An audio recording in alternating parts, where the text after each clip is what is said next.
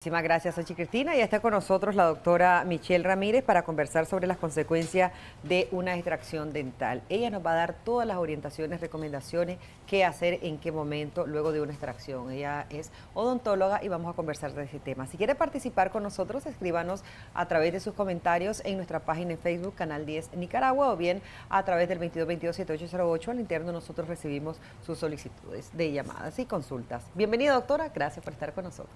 Muchas gracias, Odilí. Para mí también es un gusto poder estar nuevamente en la revista, platicando un poquito acerca de las consecuencias y a la vez de los cuidados posteriores a las extracciones. Es que durante estas festividades también hay muchas personas que aprovechan los días feriados para poder hacerse algunos procedimientos que han postergado durante todo el año. En este caso, como lo que son extracciones, a veces pues convencionales, y en otro caso también extracciones de cordales. Cabe señalar que el proceso pues normalmente debe de ser un proceso pues lo más tranquilo posible, pero no siempre así, es decir, depende el caso, porque muchas veces el paciente puede llegar con un proceso inflamatorio, con un proceso infeccioso, y siempre es bueno hacer lo que es la valoración clínica y radiográfica previamente al proceso de extracción. Una vez que ya lo realizamos, lógicamente que se hace la extracción, el paciente debe tener ciertos cuidados en casa. Dentro de ellos son lo que es evitar estarse enjuagando constantemente. Durante las primeras 24 horas posteriores a la extracción tiene que evitar enjuagarse, estar escupiendo también, ocupar pajilla, porque todo esto puede llegar a ser lo que es desprender el coágulo de sangre. Sí. Entonces es mejor que evite todo esto, más porque a veces llegan a casa y es como que enjuágate con agua con sal, enjuágate con agua tibia, con bicarbonato, entre otras cosas. Entonces no es necesario que esto ocurra. También la gasa que se le deja puesta, es importante que el paciente la mantenga apretadita. A veces pues uno dice, esto entra como a criterio. En mi caso a mí me gusta dejarle su gasita y les doy para que se cambien, ¿verdad? Posteriormente les explico cómo lo van a hacer, por lo menos unos 5 cambios posteriores, porque siento que también el paciente se siente un poco más seguro. Es decir, a veces me preguntan, ¿solamente esta gasa? Mientras que uno le explica. Claro está que no duermen con gasa porque es peligroso, ¿verdad?, que haya un accidente. Así pero si por ejemplo la extracción fue a las 9 de la mañana, el paciente puede andar su gasita, la primera gasita, 1 hora, después se la puede cambiar, volverse a poner y andarla así como hasta en la tarde para que ande un poco más tranquilo. También porque puede estar saliendo un poquito de sangre y sienten esa sensación, ese sabor que no es muy agradable, ¿verdad? Doctora, ¿no se adhiere o se pega a la encía la gasa? Normalmente no, Odile. En este caso recordemos que la boca es un área sumamente húmeda, o debería de serlo, porque también vamos a tener algunos pacientes que tienen resequedad bucal.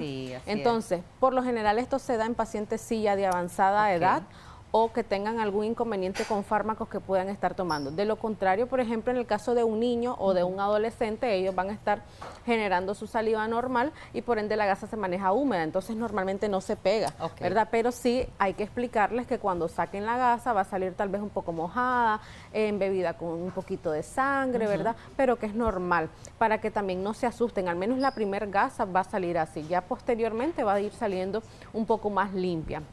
Además de eso, por supuesto que hay que cuidarse con lo que es el esfuerzo físico, puesto de que algunos quieren volver el mismo día a veces a trabajar, y dependiendo del tipo de trabajo, es decir, no es lo mismo una persona que pase en una oficina, ¿verdad?, en aire acondicionado, como estamos aquí ricos, a ir, por ejemplo, a estar en el sol a las 12 del mediodía, o si hay que levantar algún objeto pesado, exponiéndonos a todas las bacterias, al polvo del ambiente. Entonces son dos tipos de trabajo totalmente diferentes, donde el paciente, obviamente, donde hace más esfuerzo físico, no tendría que regresar y al menos reposar el primer día. Otro cuidado, Odili, es el hecho de la comida, porque muchos preguntan de que, bueno, que vamos a comer, ¿verdad?, y todo esto. Obviamente comerse un plato de comida a lo inmediato así es muy difícil. Lo más recomendado es que el paciente ingiera alimentos blandos. El primer día deberían de ser líquidos, como por ejemplo un batido, un fresco, un yogur. Estos deberían de estar a temperatura fría, porque normalmente lo frío pues nos va a ayudar un poquito a contrarrestar lo que es el proceso inflamatorio natural posterior a la extracción. Y ya pasadas las primeras 24 horas puede comenzar a ingerir alimentos tibitos o calientes, como una sopa, ¿verdad?, en este caso. Ahora, depende del tipo de extracción, es decir, no es lo mismo hacer una extracción en un niño, que es lo que llamamos un diente temporal o diente de leche, hacer una extracción en un adulto. Por supuesto que en un adulto, dependiendo, puede ser muchísimo más molesto el proceso, así que tendrá que ingerir también lo que son fármacos como analgésicos y antiinflamatorios. Aquí hago énfasis que no se automediquen, es decir, a veces los pacientes ya ha ocurrido, llegan y dicen, doctora, es que yo venía a la extracción y entonces me tomé esta y esta pastilla por cualquier cosa, dice. Sí. Entonces, ¿qué es lo que ocurre? Y esto es bien común, de hecho. A veces se tomaron una pastilla que no afecta o contrarresta, ¿verdad? Por ejemplo, vamos a decir un anticoagulante X que el paciente pueda tomar y dice, es que yo me lo tomé por cualquier cosa. Entonces, cuando ya llegan a la consulta y se quieren hacer la extracción, durante la historia clínica nosotros, ¿verdad?, nos damos cuenta de esto, tenemos que posponerla. Y a veces el paciente se molesta porque dice, yo me la quería hacer hoy. Claro, pero como usted ha estado tomando un anticoagulante, no está indicado, porque entonces nosotros le hacemos la extracción y es peligroso que haya una hemorragia. Doctora, ¿después de cuánto tiempo cicatriza esa encía? Esta es una pregunta bastante controversial, Odili, porque va a depender de factores de cada paciente. Es decir, no podemos estandarizar que todos van a cicatrizar, por ejemplo, en 2 o 3 semanas. Por ejemplo, un paciente joven, sano, que no presenta enfermedades crónicas, probablemente ya al cabo de 3 semanas aproximadamente vamos a ver una cicatrización muy buena en el área y obviamente que no haya tenido infección previo, ¿verdad?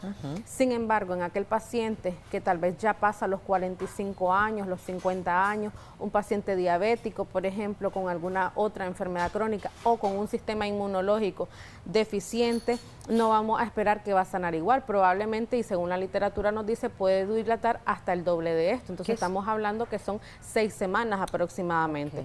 Cabe señalar que no significa que estas 6 semanas va a pasar acostado o reposando, no, sino que se va a cuidar sus 24 a 48 horas con los cuidados que hemos dicho anteriormente, pero va a tener más restricción con lo que son los alimentos, ¿verdad? En este caso es cuidado de alimentos posteriores, porque por ejemplo a veces yo les digo, el arroz tiene que evitarlo por lo menos una semana. ¿Qué pasa? Está el alvéolo, que es el orificio que queda posterior a la extracción, y ahí se puede ir cualquier resto de comida. Si fuese el caso, se puede dar algo que se llama una alveolitis, ya sea húmeda o seca, que es la principal complicación posterior a la extracción. Y cuando ocurra esto, es un dolor, Odili, insoportable, que el paciente dice, me duele más ahora que antes. Doctora, ¿cuánto tiempo debe tomar el antibiótico? Porque también es otra cosa que a veces se automedican y pasan hasta que ya no sienten nada, dejan de tomarse. Sí, en el caso del antibiótico, Odili, bueno, hay que ver. Si es un proceso, por ejemplo, que nosotros lo estamos recomendando por un caso de ortodoncia, donde el paciente es joven y no tiene infección, no mandamos antibiótico. Y se le explica el por qué se le está haciendo la extracción y por qué no lleva antibiótico. Pero si es un paciente que ya anda de infección, probablemente nosotros vamos a mandar antes, durante y posterior a la extracción para que esté un poquito más protegido.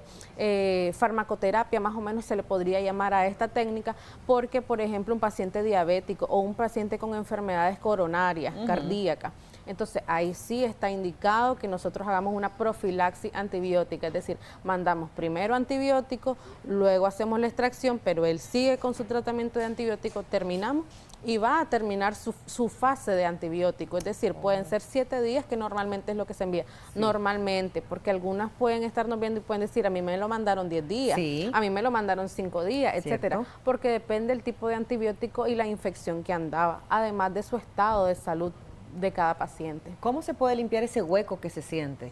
Porque usted decía, no hay que hacer enjuague brusco, no. ¿Después de cuánto tiempo limpiar ese hueco? Ok, normalmente, bueno, uno, ¿verdad?, termina la extracción y colocamos la gasa. Lo primero es mantenga apretado, ¿verdad? Uno hace la compresión en el área para que no hayan sangrado, obviamente para que deje de haber sangrado y para que se haga el coágulo de sangre. El paciente perfectamente el mismo día se puede cepillar, solamente que con mucho cuidado, con un cepillo de cerdas suave o extra suave, según el caso y según lo que le indique su odontólogo, y ese día, sí, cuando se haga el cepillado, uno introduce el agua y lo vuelve a sacar así. No vamos a hacer esto así como que muy fuerte, eso es lo que no se hace el mismo día. Pero ya al día siguiente perfectamente el paciente puede hacer su cepillado, sus enjuagues con mucho cuidado. Ahora, Odili, con lo que usted decía de limpiar el orificio, no es que va a venir el paciente como una herida, por ejemplo, que tengamos en la pierna y la vamos a limpiar con gasa, no. Únicamente se retira su gasa y si su dentista le orientó a volverse a poner, él le tiene que haber dicho, bueno, la vas a doblar así, la vas a poner así y la aprieta. Eso es todo. No se tiene que estar pasando los dedos, la lengua también, ¿verdad? Porque a veces hay hábitos así, ni ninguna otra cosa que pueda interferir con esto. Correcto. Ya nos vamos, doctora, pero no quiero dejar pasar esta pregunta. Nos dice, una persona operada de ganglios en el cuello con diagnóstico de linfoma de células del manto, ¿puede someterse a una extracción dental? ¿Se podría someter a realizar una corona? En este caso, bueno, no es lo mismo una corona que una extracción dental. En ambas se van a ocupar anestésico, pero la diferencia es que la extracción por lógica es un proceso mucho más invasivo en comparación a la realización de una corona. Aquí, cuando tenemos un paciente inmunodeprimido o comprometido crónicamente con alguna enfermedad, lo ideal actualmente es que hagamos lo que es la interconsulta con su médico de cabecera, es decir, se le hace su historia clínica, ¿verdad? Una vez que tenemos esto, que sabemos los fármacos que está tomando también, hay que ver quién le está llevando su caso de cabecera, valga la redundancia, se le manda una nota donde este doctor nos debe de autorizar para realizar el procedimiento según el estado clínico del paciente. Ya con la autorización nosotros podemos proceder. Correcto. Muchísimas gracias, doctora Michelle Ramírez. Ahí vemos el número de teléfono en pantalla. Escríbale, con muchísimo gusto, sabemos que le va a atender. Y por supuesto a usted, gracias por sus comentarios. Gracias, doctora. A la orden, sí. De inmediato, soy Cristina, tienen más información.